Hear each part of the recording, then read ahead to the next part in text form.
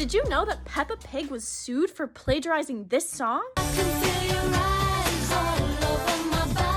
Peppa was recently sued by the composers of the song Naked by UK pop star Louise Redknapp. They claim that Peppa ripped the song in Peppa Party Time.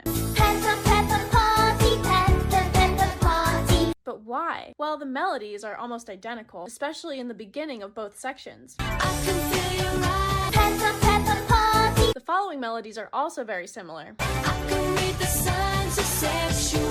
Peppa, Peppa Party with my friends and me. Louise Redknapp is pretty famous in the UK. Her song Naked charted at number 5 at one point and was even certified platinum. This helps Louise's case because it makes it harder to prove that Peppa had never heard the song. Peppa and Louise agreed on a settlement so that Louise would drop the suit, and Peppa handed over the songwriting credits to the composers of Naked. The end. Did you know that Katy Perry was sued because of this song?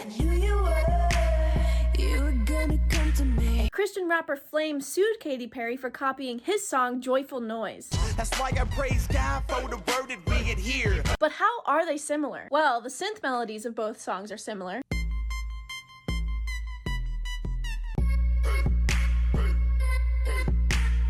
Joyful Noise starts with 4 C notes, then has 3 Bs and 1 A.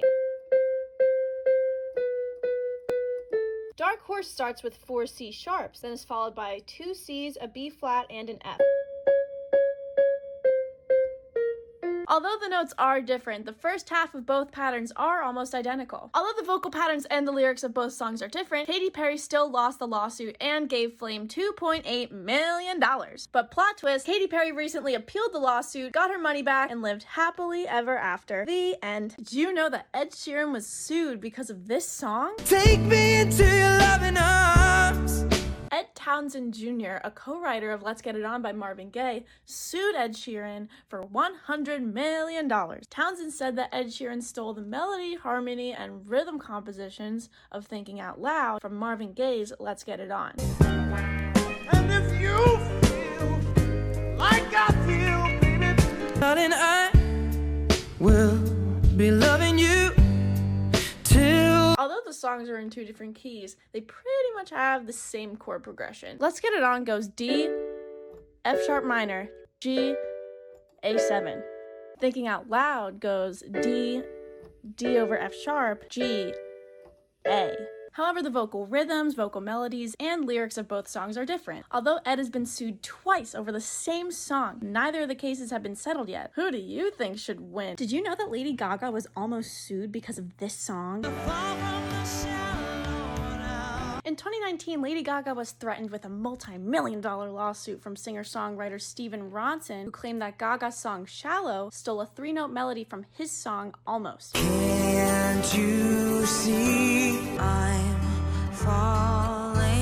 Although both of the melodies are made up of the notes G, A, and B, Ronson's song had less than 300 plays on SoundCloud before his accusation. After the press from the lawsuit, it gained over 200,000. Not only would it be easy to prove that Gaga had never heard the song in the first place, but a 3-note melody is not copyrightable material. That's like Kylie Jenner trying to sue people for saying Rise and Shine. In an interview, Gaga's lawyer said, "Mr. Ronson and his lawyer are trying to make easy money off the back of a successful artist. It's shameful and wrong. Should they proceed with this case, Lady Gaga will fight it vigorously and will prevail." The lawsuit was never officially filed. Lady Gaga got to keep her money, Steve Ronson got the attention he so desperately craved, and they all lived happily ever after. The end. Did you know that Kanye West was sued because of this song? I throw these Maybach keys, I wear my heart on the sleeve. Once upon a time, Hungarian rock singer Gabor Presser sued Kanye West for sampling a song he wrote when he was in this band called Omega.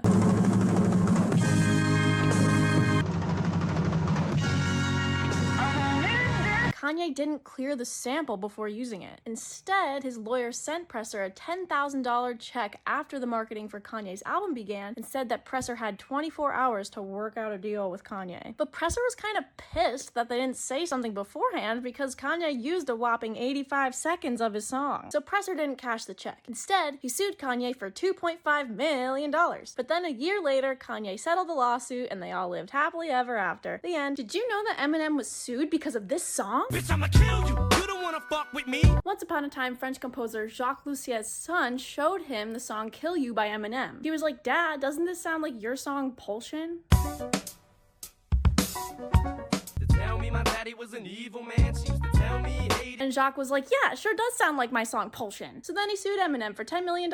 He also demanded a court order to ban the song from being broadcast and that any existing copies be destroyed. Lucia said, it's more than similar. The harmonies are the same, the pitch is the same, the tune, the melody, everything except for one small note is all the same. And they used those two bars for 4 minutes and 20 seconds, and that's the problem. You may not recognize Lucia's name, but he's a pretty big deal. He runs a studio in France that Elton John, Pink Floyd, and other big artists have recorded. He's also known for his own music's fusion of jazz and classical traditions. He's sold millions of albums over the years. But anyway, the case was eventually settled out of court, and they all lived happily ever after. The end. Did you know that Drake was sued because of this song? Fuck that nigga that you love. Once upon a time, Drake dated this girl named Erica, and they exchanged lyrics and poems all the time. One of the songs they decided to work on together was Marvin's Room, and she's actually the voice in the intro of the song. Hello? Yeah, I just talked to him. According to Drake, Erica had consented to the use of her voice in the song before it was released and didn't even ask for any compensation. Then one day, they broke up and Erica got a lawyer. When Drake found out she got a lawyer, he called her up and was like, what the heck is your problem, lady? Although Drake apparently offered Erica a small percentage of the song and $50,000, she sued him anyway. Apparently, Drake had previously agreed to split the profits of the song, but he didn't. He didn't even give her credit as a co-writer. Even though Drake said that Erica only demanded to get paid after they broke up, they ended up settling out of court. The end. Did you know that Lizzo got sued because of this song? Turns out I'm 100% that bitch. One day, Justin Raisin, Jeremiah Raisin, and Justin Eves Rothman claimed that Lizzo used the melody, lyrics, and chords of a song they'd worked on together called Healthy. Here are the two songs played at the same time. I just did a DNA test. Turns out I'm 100%. In an Instagram post, Justin Raisin says, quote, we've tried to sort this out quietly for the past 2 years, only asking for 5% each, but we're shut down every time. They also mentioned that while writing the song, they'd been inspired by a tweet by Mina Lioness saying, quote, I just did a DNA test, turns out I'm 100% that bitch. So then Lizzo sued them. Her lawyer said these guys didn't do shit, and they'd even given up the claims to the work in writing. But then the guy said that they never said that, and that they had written proof of an email from the producer of the song saying that he thinks that the guys should get credit. So then they sued Lizzo back and lost. Lizzo wins, yay, the end. Did you know that Chance the Rapper's being sued over this album? If you blink, you might miss it. You gotta click it or ticket. You gotta. Chance's former manager, Pat Corcoran, is suing him for ignoring his professional advice and then blaming him for the response the Big Day got. Genuinely feeling like a strong 0. Pat and his lawyers claim that Chance violated an oral agreement to pay him 15% of the profits from the Big Day. Supposedly, these unpaid expenses add up to $2.5 million. Pat and Chance had been working together since 2012, but things went a little south when the Big Day came out. Chance assumed that Pat was the reason the album didn't do well, so he fired him. Then Chance replaced Pat with his own dad and brother. But Pat claims that Chance blamed him for the album's response rather than, quote, accept that his lack of dedication had doomed the project. End quote. Chance announced the release date before the recording or writing process even began. Pat warned Chance that he wasn't allowing enough time for the amount of work, care, and attention needed to produce an album. Well, who do you think will win? Have you ever noticed how similar these songs sound? Under pressure. Once upon a time, Queen and David Bowie heard the song Ice Ice Baby and realized how similar the bass line sounded to their song Under Pressure. They were both pretty pissed, so they filed lawsuits against Vanilla Ice because he had never paid royalties to sample their song. But Vanilla Ice didn't see a problem with the song at all. It's totally different. It's a rap song. It doesn't sound anything like theirs. Ding ding ding diggy ding ding.